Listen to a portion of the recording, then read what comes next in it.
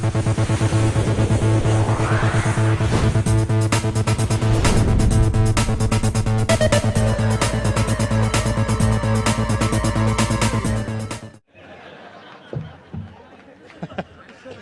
म्हणतात वडरे आला आणि अशा ऐका ना थांबा बसा तुम्ही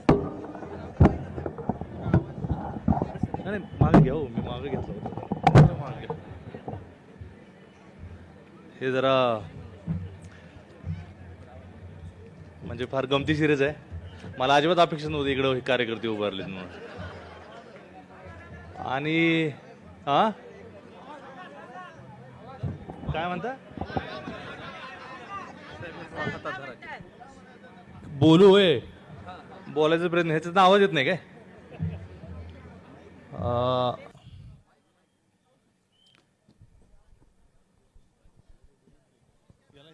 इकडे हॅलो येतोय ना आवाज आता हां ते कार्यकर्ते म्हणतायत वडारे आला आला रे आला वडारे आला हे काय घोषणा अजिबात नाही ना मात्र तेच सांगतोय मी अशी घोषणा देऊन अर्थ नाही. म्हणजे मला बरं वाटतंय की माझे बांधव आज इथे साहित्य संमेलनात आहेत तर मला खूप कौतुक वाटलं आणि तुमचं अभिनंदन की तुम्ही साहित्य संमेलनात आलात.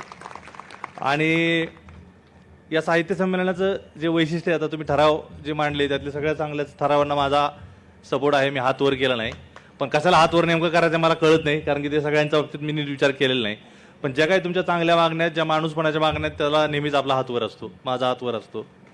आणि मला या साहित्य संमेलनाचं वैशिष्ट्य हे वाटते गंमत ही वाटते मगापासून मी ते आल्यानंतर जे अनुभवतोय या लोकांनी त्याच्यावर अचानक शिक्कामोर्तब केलं की वडार लोक साहित्य संमेलनाला आलेत म्हणजे माझ्यासहित.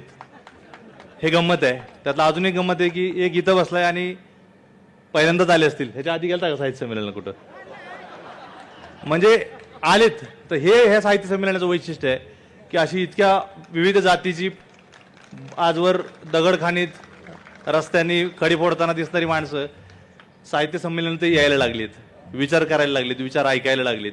त्यासाठी मला बरं वाटते आणि ह्या साहित्य संमेलनाचं सार्थक वाटते. मी इथं आल्यामुळे मला आनंद झालाय आणि तुम्ही इथं आलात त्याचे मला बरं वाटलं. खूप लोकांना घेऊन येत जाऊ ह्याच्यात हे महत्वाचं आहे. मला मगाशी पण अंजुमजी ज्या बोलत होत्या मला खूप मजा आली त्यांच्या भाषेची खूप मजा आली. इथं अनेक चेहरे मला दिसत आहेत आता सगळ्यांना बघतोय मगापासून बसल्यापासून मी. तर हे चेहरे काय नेहमीचे साहित्यात वावरणारे चेहरे नक्कीच नाहीत. मग तरी हे साहित्य संमेलनात का आहेत आणि हे आहेत तर साहित्य संमेलन म्हणजे नेमकं काय असाही मला प्रश्न पडतोय. मी सरांचं भाषण जेवढं जाता जाता म्हणजे आता येता वाचता आलं तेवढं वाचलं मी विस्पुते सरांचं. आणि आम्ही जवळ राहतो तरी आम्हाला भेटायला मिळालं नाही. आज इथं त्यांना भेटतोय ही पण त्याच्यातली गंमत आहे. मला म्हणजे आश्चर्य नेहमी ह्याचं वाटतं की हे साहित्य संमेलन ज्याला म्हणतो आपण ते खरं तर विचार संमेलनच आहे. माणसं इथं येऊन एक विचार करायला लागलीत एकमेकांची हितगुज करायला लागलीत बोलायला लागलीत आणि त्याचं हे संमेलन आहे.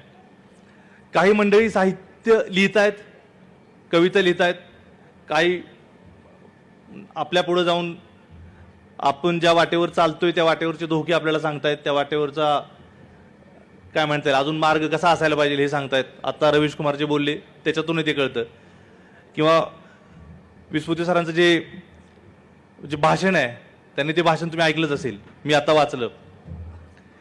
ही सगळी माणसं म्हणजे आपल्या गावात अगोदर म्हणजे आत्ताही असतील वॉचमॅन रात्री आपण त्यांना गोरखा म्हणायचो अगोदर तर रात्री फिरायचे आणि ते आपल्याला जागा करायचे जागा ठेवायची थोडीशी जाग असू द्यावी एकदम निर्धावून झोपू नका. जर चोर आले जर कोणी लुटारू आले तर तुम्ही सावध झोपा ज्याला म्हणतो आपण तसं हे करा. आणि मध्ये रात्रीत एकदा झोप डिस्टर्ब करून जायचे तर काय लय आळशी आणि झोपाळू माणसं उठून त्यांनाच रागवायचे इथं शेटी वाजवू नको पुढे जाऊन शेटी वाजव. तर जर त्यांनी शेटी वाजवायचंच बंद केलं तर कदाचित हमखास त्याच्या घरात चोरी होऊ शकते किंवा लूट होऊ शकते. तर मला वाटतं ही जी जागा करणारी माणसं आहेत इथं जी बसली आहेत ही जागा करणारी माणसं आहेत. वेळोवेळी सतत शिट्टी वाजवून धोक्याची आगाऊ सूचना आपल्याला द्यायचा प्रयत्न करतात की एकदम गाढ झोपू नका घर लुटू शकतो, तुमचा सगळा जो ऐवज आहे तो लुटला जाऊ शकतो. आणि हा जो कार्यक्रम आहे मला वाटतं तो जो जागरच आहे. आपण इथे येऊन स्वतःची एकदम निर्ढावलेपण आणि एकदम गाढ झोपेत आहोत का नाही हे चेक करायला आपण इथं आलोय. एकमेकांना आपण बोलतोय. मला माहिती बरेच जण वाचत नाहीत, मीही एक काळी अजिबातच कधीच वाचत नव्हतो आणि सगळ्यांचा वाचण्याशी संबंधित नाही. आता वाचन हे जरा परत अवघड प्रकरण आहे, कारण की आधी लिहिलं गेलं पाहिजे मनातून, ते चांगलं पाहिजे आणि ते पुस्तक आणलं तर वाचायचं. परत वाचन म्हटलं की अरे काहीतरी थोरच आहे आणि कशाला वाचायचं असा आपला दृष्टिकोन आहे. पण वाचणं म्हणजे काय की कोणीतरी बोलतंय, कोणीतरी मनातलं सांगतंय, ते ऐकतोय. आपण अभंग म्हणजे साहित्य, आता चरण मगाशी तुकारामांचा अभंग गायला तर इथं सोपा होतो, पटकन आपल्याला येतो. आणि तुकारामांचं साहित्य बघितलं तर मला हा पण किस्सा आठवतो की माझा MA मराठीला होतो तर माझा मित्र मला म्हणत होता की ते ज्ञानेश्वरीचा मी काय अभ्यास करणार नाही, संस्कृतमध्ये त्याचा गाईड असेल तर तेच वाचतो. आणि माझा MA करणाऱ्या मित्राला ज्ञानेश्वरी संस्कृतमध्ये आहे असं वाटत होतं आणि असं बऱ्याच जणांना वाटत असणार आहे, पण ती मराठीत आहे आणि खूप साध्या गावठी भाषेतल्या मराठीत आहे हे सुद्धा माहीत नव्हतं. तर बऱ्याचदा सामान्य माणसाच्यात आणि साहित्याच्यात खूप फारकत तयार होते आणि साहित्यातून सगळा आपण जीव ओततोय, ओरडतोय. आता जे रवीश कुमार जितक्या पोटतिरकीने बोलतायत, गणेश सरांचं मी मुद्देच वाचले आणि काय काय वाचत गेलोय. तर हे जे जागर आहे, हे जे हाक आहे की सावध असा, उठा, आपल्या हक्कांच्या बाबतीत, आपल्या गरजांच्या बाबतीत तुम्ही जर आवाज नाही दिला, तुम्ही जर मागणी नाही केली तर तुम्हाला हे मिळणार नाही. आणि कोणी झोपेत तुम्हाला काय आणून म्हणतो ना, दे रे हरी बाजल्यावरी, असं होणार नाही. तर तुम्हाला स्वतःचा हक्क मागून घ्यायला लागेल. आणि त्याच्यासाठी काय, त्याचे साहित्य लिहिले जाते. कविता म्हणजे किंवा कादंबऱ्या आणि सगळं जे काही साहित्य आहे ते म्हणजे काय समाजापासूनचं वेगळं काहीतरी नाही. पण बऱ्याचदा असं होतं की साहित्य, कला ते सौंदर्याच्या कसोटीत उत्तम ठरण्याच्या नादात खूप क्लिष्ट होऊन बसते. ते इतकं रममान होते, इतकं नटतंय थटतंय की सामान्य माणसाला ते कळतच नाही, त्याला गृहीतच धरत नाही, त्याच्यापासून ती फारकतच घेते. आणि समकालात कदाचित त्याच्या नटण्या थटण्यामुळे, त्याच्या व्यामिश्रतेमुळे, त्याच्या गूढतेमुळे कदाचित ते भारी ठरत असेल, पण सामान्य माणसाला काहीच कळत नाही की काय चाललंय. आणि एका बाजूला म्हणजे मला बऱ्याच वाटतं की कवी आहेत, साहित्यिक आहेत, विचार करणारी लोक आहेत आणि तरी समाज लुटला जातोय. तर हे काय बऱ्याचदा असं हे प्रकरण मला जुळत नाही. जर कुणी कलाकार आहेत, कुणी विचार करणारे लोक आहेत आणि ते असतानाही लोक झोपलेले आहेत, तर काहीतरी प्रकरण गणलेले, काहीतरी राडा आहे आपल्या काळात असं वाटायला लागतं. म्हणून मला वाटतं की हे दरी जितकी कमी होईल साहित्यिकाच्यातली, कलाकाराच्यातली, त्यांच्या कलेतली, म्हणजे फिल्म करण्याचा माझा हेतू असू द्या, लिखाणाचा कुठल्याही कवीचा हेतू असू द्या, एखाद्या तर त्यांना कलाकारच म्हटलं पाहिजे. म्हणजे रवीश कुमारला बऱ्याचदा मी ऐकतो तर मला वाटतं की हा माणूस जास्त कलाकारच आहे. हा कलाकार या अर्थाने की हा खूप पोटतिडकीने एखादा कवी असावा तितक्या पोटतिडकीने तो सांगत असतो, बोलत असतो. आणि हे गरजेचं आहे, हे ऐकणं खूप गरजेचं आहे. हे सामान्य माणसाच्यातला आणि या साहित्याच्यातला कलेतला हे जे अंतर आहे ते कमी करणारा हे साहित्य संमेलन मला असं वाटतं. आणि ते आता इथं बघून मला जाणवलं. अंजुम ज्या मगाशी बोलत होत्या त्यांची भाषा, त्यांनी म्हटलं की मनापासून, मनाच्या अगोदर म्हटले तहे दिल से, परत त्यांना वाटलं की आपण वेगळी भाषा बोलतो, मग परत म्हटलं मनापासून स्वागत नागराजचं. मला फार भारी वाटलं की त्या या भाषेत बोलतायत. स्वागत अध्यक्ष आपल्या अशी भाषा असणारी स्वागत अध्यक्ष आहे. आणि खरंच हे पण एक यश आहे. ती महिला आहे, ती मुस्लिम आहे, तिची भाषा मला माहित नाही त्यांचा साहित्याशी याच्या आधी संबंध आलाय की नाही, त्यांनी कविता कुठल्या वाचल्यात की नाही, मला म्हणजे जनरली वाटतं की नसेल. त्या एक वेगळ्या कर्तृत्वान महिला आहेत, वेगळ्या प्रकरणात, वेगळ्या कामात त्या व्यस्त असतात. पण आज अशा मंचावर आहेत आणि त्या आपल्याशी संवाद साधू इच्छितात. तर ती भाषा ते बोलतायत ते पण महत्वाचं आहे, ती भाषा पण लय महत्वाची आहे. आणि इथं ऐकणारे पण मला वाटतं त्यांचं प्रतिनिधित्व ते करतात.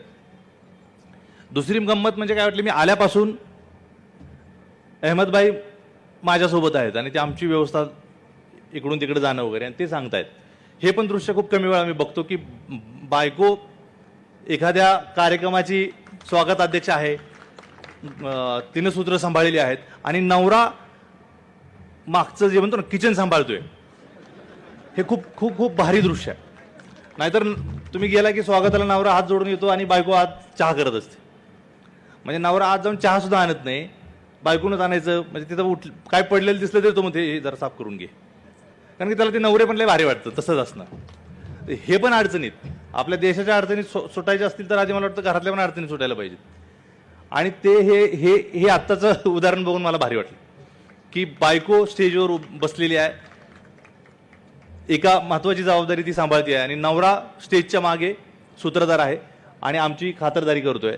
त्यामुळे मी अहमदबाईचं खूप मनापासून कौतुक करतो. आणि हे असं असणं खूप भारी आहे. असा पुरुष पाहिजे.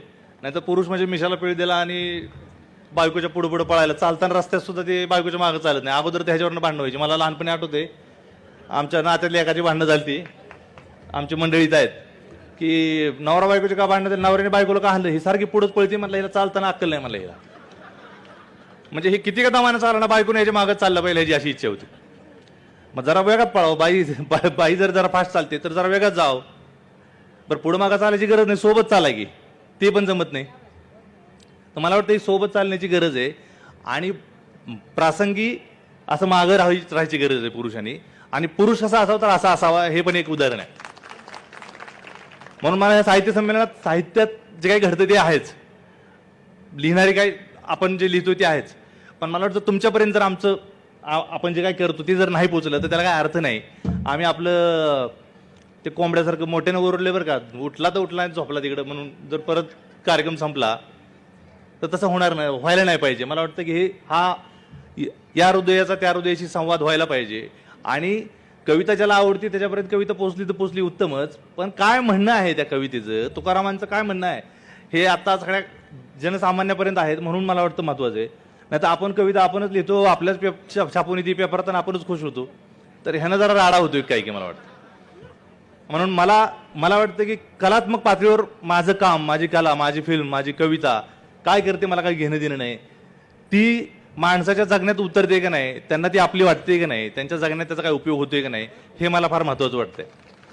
आणि मला हे असं साहित्य संमेलन किंवा असा विचार नेहमीच असं वाटतं की हे सामान्य लोकांचा विचार करायला पाहिजे, जगण्याचा विचार करायला पाहिजे. जगण्याचा विचार न करता कलात्मक मूल्यांचं काहीतरी परिमाणं लावायला मला कधी आवडलंच नाही आणि त्याला काय अर्थच नाही. ते किती थोर होतं ह्याला मला काय घेणं देणंच नाही जर ते माणसाच्या उपयोगाला आलं नाही, जगण्याला उपयोगाला नाही आलं.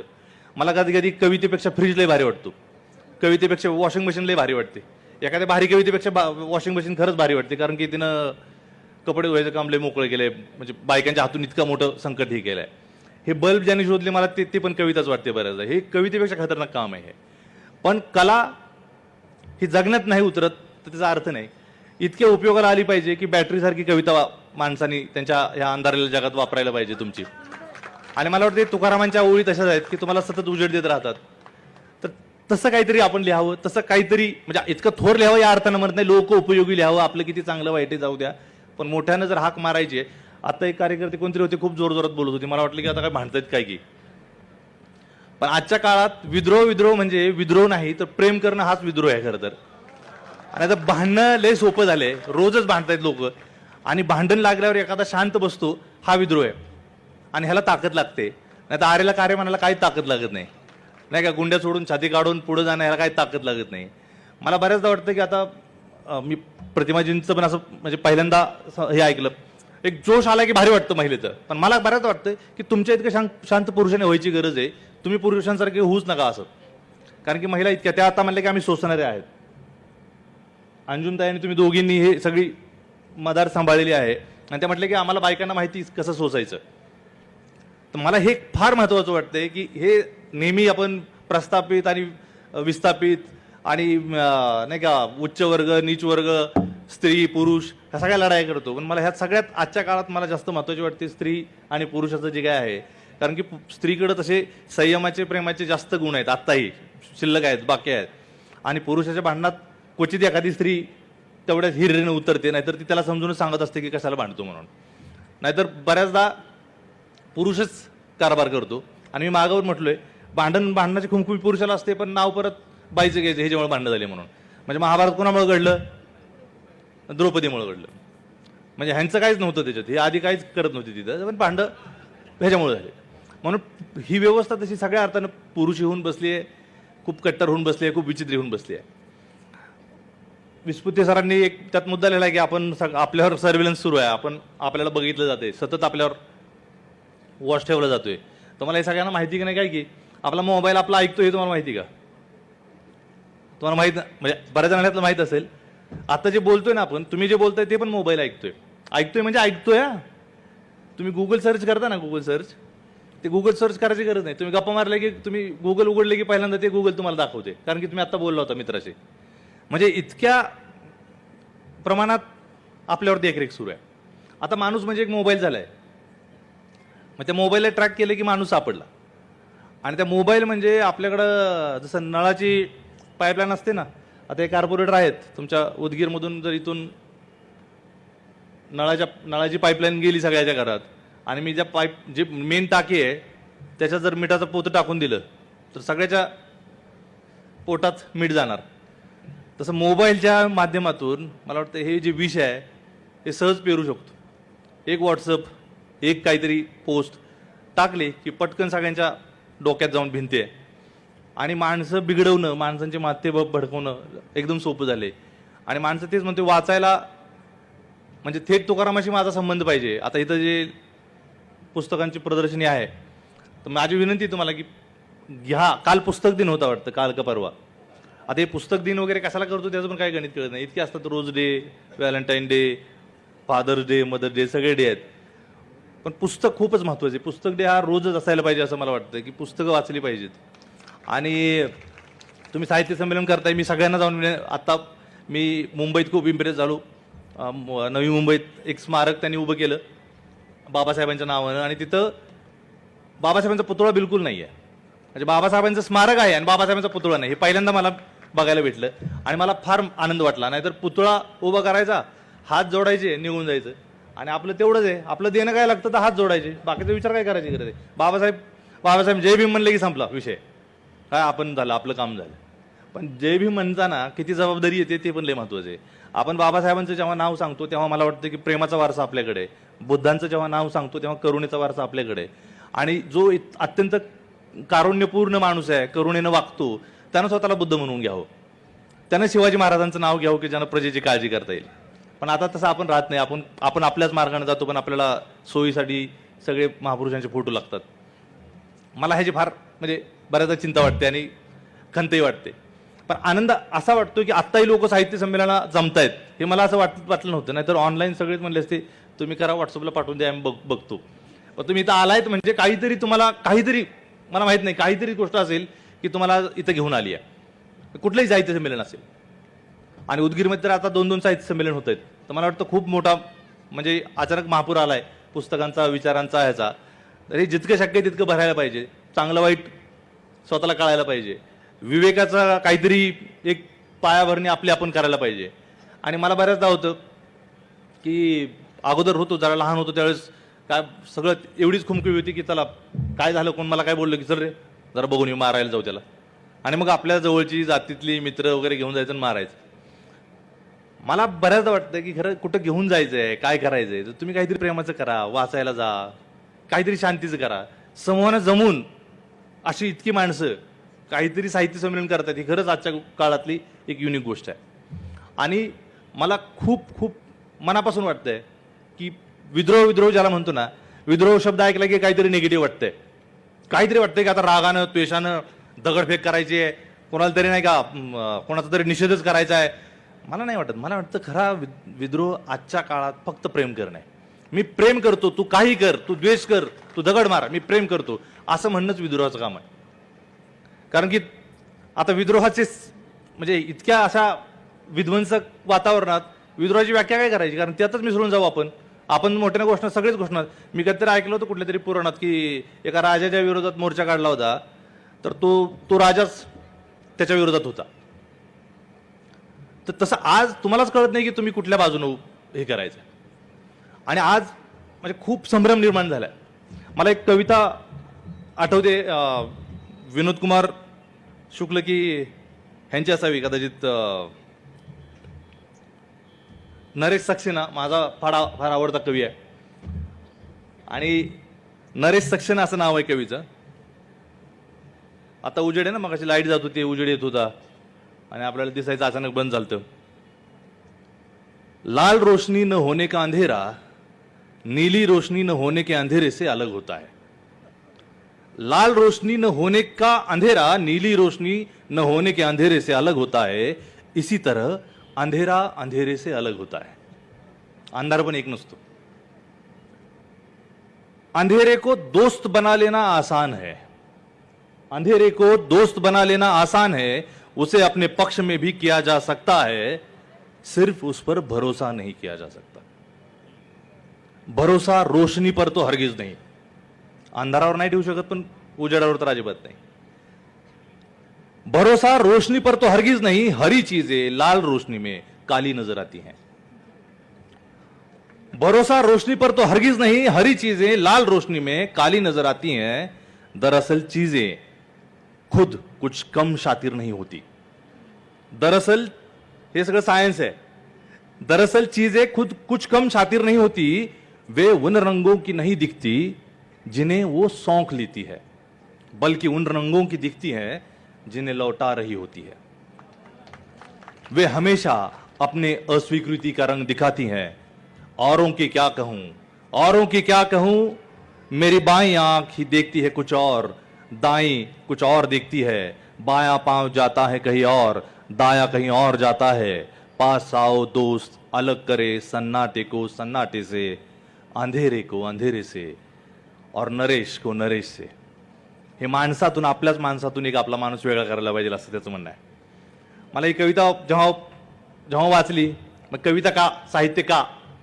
मग तुकाराम जेव्हा म्हणतो ना की कोडी याचे गोरेपण त्याचे अहंकारी मन, हे एक वाचल्यावरच कळते की अहंकार करायचंच नाही. हे खूप मनात पक्क होतं.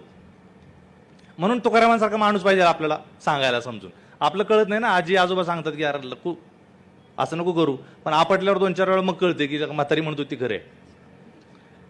हे आपले आजी आजोबाच आहेत. हे ज्यांनी काही ह्या म्हणजे आपल्या मानव मुक्तीसाठी, माणसांच्या कल्याणासाठी जे लिहून ठेवलंय ते आपण ऐकत नाही बऱ्याचदा. का वाचायचं ते खरंच खूप सोपं आहे, पण उगीच क्लिष्ट करून ठेवलं. वाचणं म्हणजे लई थोर आहे, म्हणजे वाचतो मी वगैरे. माझा एक मित्र होता, तो वाचत नव्हता आणि पुस्तक घेऊन फिरायचा, कारण की जरा इंटेलेक्च्युअल वाटतं म्हणून. तर हे इंटेलेक्च्युअल वाटतं म्हणून पुस्तक वाचायची गरज नाही. पुस्तक वाचायचे कारण की थेट संबंध झाला पाहिजे. बाबासाहेबांनी लिहिलंय ना, तुम्ही जर बाबासाहेबांचं वाचायला लागला तर बाबासाहेब थेट तुमच्याशी बोलतायत. थेट, त्यात कुणीच नको, मध्ये नको, विपर्यास करणारा माणूस नको. तुकाराम थेट तुमच्याशी बोलतायत. शिवाजी महाराजांची पत्र आहेत, तत्कालीन जितका हे आहे विपर्यास सगळ्याच होऊ शकतो, कोणाचाही होऊ शकतो. म्हणून तुम्ही वाचलं पाहिजे. आणि आपल्याला असते ना की आपल्याला माहित नाही. अगोदर निरक्षर माणसांना, आता एक उदगीरवरून लातूरला जायचं म्हणलं तर त्यांना माहित नाही, मग जायचं विचारायचं, ही एसटीच्या समोर जाऊन उभं राहायचं, ही एसटी कुठं चालली. मग त्याने सांगायचं. मग 4, 5, 10 एसट्यांकडे समोर जाऊन उभं राहायचं, किंवा 4 जणांना विचारायचं की लातूरला जातील कुठली एसटी, बरं ती एसटी थांबते का वेगळा जाते ते पण माहित नाही आपल्याला. मग इतकं करायचं उपद्योग. ह्याच्याऐवजी वाचायला लागलं, कोणाला विचारायची गरज नाही, थेट बसायचं, एसटीत जायचं निघून. हे कळलं म्हणून आता भरपूर, आता कोणीतरी क्वचितच माणसं असे असाक्षर आहेत. तर मला त्या साक्षरता ही पण आहे की तुम्ही वाचलं पाहिजे. थेट तुम्ही सावित्रीमाईचं तुम्ही वाचलं पाहिजे. आम्ही कशाला सांगायचं. बायका काय लय उपास तपास धरतील, पण सावित्रीबाईंचं आठवण नाहीत काढत, जिजाऊंची आठवण नाहीत काढत. मी मध्ये सावित्रीबाईच्या जयंती दिवशी कसला तरी उपवास होता, तर एक मैत्रीण ती उपवास धरलेला आणि म्हणलं आज सावित्रीबाईंची जयंती माहिती आहे का, नाही माहिती. सावित्रीबाईंमुळं तुम्ही आज फुल्यांमुळं शिकला आणि इथं आला. बाबासाहेबांनी मतदानाचा हक्क न मागता दिला म्हणून इथं आला. शिवाजी महाराजांनी कधीतरी ह्या महाराष्ट्राची, ह्या इतक्या जातीपातीच्या पुढे जाऊन एक जीवानी जगणाऱ्या सगळ्या महाराष्ट्राची मुहूर्तमेढ रोवली होती 300-400 वर्षापूर्वी. म्हणून आजही आपल्यात हे जे ज्याला म्हणून आपण इतकी खिचडी असून, इतकी भेसळ असून, इतक्या वेगळ्या जातीपातीची भाषा बोलणारी लोक असूनही एका ह्याच्यावर आहेत, ते महाराजांची कृपा आहे.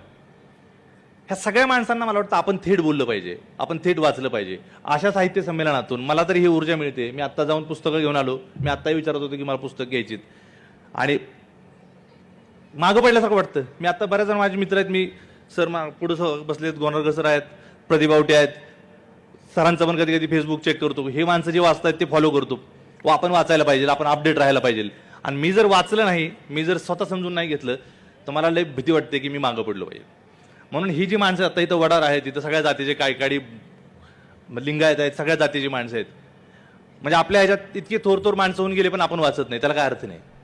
स्वतः वाचलं पाहिजे, स्वतः शिकलं पाहिजे. शिक्षण हे सगळ्यात महत्वाचं आहे. बाबासाहेब म्हणलेत की वाघिणीचं दूध आहे, पण ते नाही प्यायचं. तर ह्याला काय पर्याय नाही. शिक्षणाला पर्याय नाही, वाचनाला पर्याय नाही. आणि सगळी जी ही विद्रोहाची परंपरा आहे, चारवाकापासून तुकारामांपासून बाबासाहेब फुले, हे सगळं आपण समजून घेतलं पाहिजे. मी जेव्हा महात्मा फुलेंचं जेव्हा गुलामगिरी वाचलं, तर मला इतकी मजा आली. मला वाटतं 12वीत की FOL असताना वाचलं. धोंडो नावाचा एक माझ्यासारखा त्यावेळेचा, म्हणजे मी जसा होतो तसाच एक धोंडो एक पात्र आहे. तो प्रश्न विचारतो आणि महात्मा फुले उत्तर देत आहेत त्याला. इतकं सोपं लिहिलंय, इतकं साधं लिहिलंय. जर तुम्हाला वाचता येत नसेल तर मुलांना वाचायला लावा. हे पुस्तकं घ्या, हे आणा आणि हे वाचा, तर साहित्य संमेलनाची मजा येईल. नाहीतर इथं काय जे कविता होतील, आम्ही बोलू, इतकेही विद्वान माणसं आहेत, हे पोटतिडकीनं काहीतरी सूत्र मांडतील, पण ते तुमच्यासोबत जाणारच नाहीत, माझ्यासोबत जाणारच नाही. तर करायचं काय? हा, झालं 1-2 दिवस मस्त हे होता, नटून थटून आलो, म्हणजे सजून नाही गेलं तरी चालतंय. म्हणजे ते म्हणतात ना, कपडे बदलून अर्थ नाही, विचार बदलला पाहिजे. आणि बऱ्याचदा असं होतं की नाही, मी मस्तपैकी आलो, आजच्या कार्यक्रमाला काय पिवळ्या रंगाचा अमुक कपडा घालायचा, हे घालायचं, ही साडी घालायची. 7-7, 8-8 साड्या बदलतात. ते काय रंग असतात ना तुमचे, आज अमुक रंग, तमुक रंग, आणि विचार काय तूच, डोकं तसंच. आणि केशवसुतांच्याच कवितेतली मला वाटतं एक ओळ आहे की जगाचा विस्तार केवढा, ज्याच्या त्याच्या डोक्या एवढा. तर आपलं डोकं जेवढं बारीक आहे तेवढं जग बारीक आहे. मेंदू तुमचा जितका, बाबासाहेबांचा प्रगाढ होता एवढा मोठा, म्हणून त्यांना जग कळलं आणि आपल्यासाठी त्यांनी काहीतरी केलं. शिवाजी महाराजांना एवढं मोठं स्वप्न दिसत होतं म्हणून त्यांनी आटकेपार महाराष्ट्राचा, मराठी माणसाचा झेंडा लावला. बाबासाहेबांना हे सगळं कळत होतं म्हणून त्यांनी हे काम करून आपल्यासमोर ठेवलं. म्हणून मला वाटतं आपण वाचलं पाहिजे ह्या साहित्य संमेलनातल्या, ह्या स्टेजवरचा. आणि तुम्ही समोर बसला ह्यांचा ऑलरेडी मला वाटतं की हा दुरावा खूप कमी आहे, हे अंतर खूप कमी आहे. आणि हे मी तुमचं खरंच, म्हणजे किती वर्ष मी विद्रोही साहित्य संमेलनात, मला आता ताईने आठवण करून दिली की मी कविता वाचली होती. त्यावेळेस नुसती कविता वाचायची एक नाही, आपण लिहितो आणि आपण जाऊन वाचूया वगैरे, आणि तो अनुभव मजेशीर आहे, तुम्हाला सांगेन परत. पण मला काही कळत नव्हते की हे साहित्य संमेलन, ते साहित्य संमेलन आपण लिहिलंय, आपण जाऊन वाचू वगैरे, असं तसं होतं. आणि आज मी इथं आहे, हे माझ्यासाठी खूप महत्त्वाची गोष्ट आहे की मला तुम्ही आज इथं निमंत्रित केलं आहे. आणि अशा साहित्य संमेलनाचं हे यश आहे की हे अंतर कमी होत आहे. हे जणू काही तुमचं साहित्य संमेलन आहे, खरं तुम्ही समजून घ्या. अध्यक्ष सर असतील, पण यांच्या अध्यक्षतेखाली आपण सगळी ही जी इथं जमाव म्हणू ह्याला, किंवा ह्याला काय म्हणता येईल, सगळी माणसांचा सगळा ही जी यात्रा आहे, जत्रा आहे, झुंड म्हणू शकता, पण म्हणून आहे माझं म्हणणं की आपण टीम आहोत. आणि झुंडला डोकं नसतं, टीमला डोकं असतं, तोच मुद्दा आहे. आणि आपण डोक्याचा वापर करून आपण सामील व्हायला पाहिजे. पुढच्या वेळी अजून इथं होऊ द्या, कुठंही होऊ द्या, अजून आपण जास्त सामील होऊया साहित्य संमेलनात आणि हे अंतर कमी करू. मी एक कविता शेवटी वाचून थांबतो. माझी आवडती कविता विनोद कुमार शुक्ल नावाचा मित्रावरती किंवा मैत्र भावावरती लिहिलेली कविता आहे. आणि मला फार मजा येते. कधी कधी कविता काय सांगून जाते ना, हे कविता म्हणजे खरंच काय हे नसतं बरं का. तुम्ही जात्यावरचे गाणे बिणे आहेत ना, त्यातलंच आहे जरा उन्नत. अजून जरा क्लिष्ट माणसं परत जगण्याचे एकदम गहन प्रश्न, मानवी दुःख वगैरे, अजून आपण पुढे जातो कधी कधी. पण सहज साधं कधी कधी बघताना इतक्या सुंदर कविता द्या. हताशा से एक व्यक्ति बैठ गया था, हताशा से एक व्यक्ति बैठ गया था, व्यक्ति को मैं नहीं जानता था. आपण असं एकमेकांना नाही ओळखत. हताशा से एक व्यक्ति बैठ गया था, व्यक्ति को मैं नहीं जानता था, हताशा को जानता था. कळतं ना दुःखात बसलाय. हताशा से एक व्यक्ति बैठ गया था, व्यक्ति को मैं नहीं जानता था, हताशा को जानता था. मैंने हाथ बढ़ाया, मैंने हाथ बढ़ाया. हताशा से एक व्यक्ति बैठ गया था, मैंने हाथ बढ़ाया. मैं उस व्यक्ति के पास गया, मैंने हाथ बढ़ाया, मेरा हाथ पकड़कर वह खड़ा हुआ. वह मुझे नहीं जानता था, वह मुझे नहीं जानता था, मेरे हाथ बढ़ाने को जानता था, मेरे हाथ बढ़ाने को जानता था. हम दोनों साथ चले, दोनों एक दूसरे को जानते नहीं थे। हम दोनों साथ चले, दोनों एक दूसरे को नहीं जानते थे, साथ चलने को जानते थे। साथ चलने को जानते थे। काय गरज नाही की तुम्ही कोण आहात, तुमची जात कुठली आहे, पात कुठली आहे, पण एकमेकांच्या हाताशी कळायला पाहिजे, एकमेकांचं दुःख कळायला पाहिजे। आणि तेवढ्या दुःखानं जरी एकमेकाला हात दिला तरी बरं आहे। एकमेकांच्या घरावर दगडफेक करण्याच्या ऐवजी मोडलेलं घर एकमेकांचं मिळून बांधलं तर आपण लय लवकर ह्या दुःखातून, ह्या विचित्रातून मुक्त होऊ। कुणी एकटं चालते तर त्यासोबत चालायला पाहिजे, कुणी पडलेलं दिसलं, कुणी मागं दिसलं तर त्याला हात दिला पाहिजे। आणि ती अजूनही म्हणजे इतकी मागं पडलेली माणसं आहेत, दलित आहेत, भटके आहेत, अमुक आपण असं म्हणतो की इतकं दुःख आहे वगैरे, तर ही आपल्या माणूस असण्याच्या ह्या अनुभवाला ही काही चांगली गोष्ट नाही। माणूस म्हणून ही काय अजिबात चांगली गोष्ट नाही। म्हणून एकमेकाला हात देणं हे आजच्या काळात विद्रोह आहे। एकमेकांच्या घरावर दगड न फेकणं हा आजच्या काळात विद्रोह आहे। एकमेकांवर प्रेम करणं हा आजच्या काळात मला वाटतं विद्रोह आहे। आणि असा विद्रोह आपण करायला पाहिजे, एकमेकावर प्रेम करायला पाहिजे। थँक्यू सो मच, धन्यवाद।